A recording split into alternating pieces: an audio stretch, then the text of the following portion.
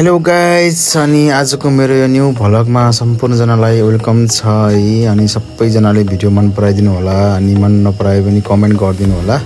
अनि आजको चाहिँ यो भ्लग चाहिँ गेमको लागि हो। गेमको बारेमा चाहिँ आज हाम्रो यो सुर्खेतमा हुन गइरहेको गेम अनि सुर्खेतको गुब्राकोट नगरपालिका आज मेलकुनामा हुन गइरहेको गेम चाहिँ आजको यो फाइनल गेम हो गाइज। आज चाहिँ बडाखुली भर्सेस कञ्चनपुर अनि कञ्चनपुरदेखि आउनु भएको छ, यति टाढादेखि गेम खेल्न आउनु भएको छ। अनि हाम्रो साथीहरू आउनु भएको छ। आज फाइनल पुगेको छ कञ्चनपुर र बडाखुली।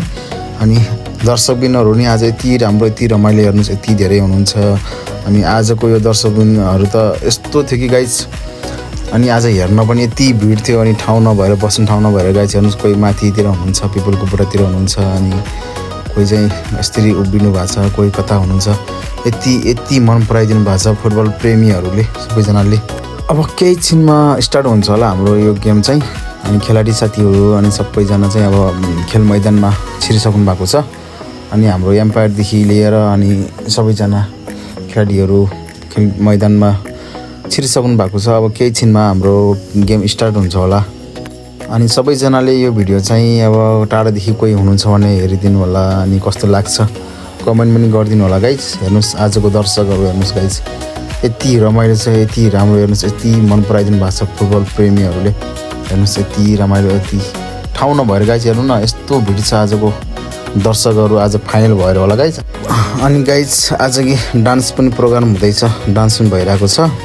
अनि गेम चाहिँ सकिसकेको छ गाइज। गेम चाहिँ मैले आज भिडियो लामो भएर देखाउन सकेन। अनि गेम चाहिँ सकिसकेको छ, अब डान्स भइरहेछ गाइज। अनि आजको गेम चाहिँ अब बडाखुली भर्सेस कञ्चनपुर थियो। आज चाहिँ बडाखुली जितिसक्यो गाइज कि खुसियाली मनाउँदैछन् बडाखुलीको साथीहरूले, साथीभाइहरू सबैजनाले। अनि बडाखुलीकोले सबैजनाले खुसी मनाउँदैछन् अनि रमाउँदैछन् सबै साथीहरू।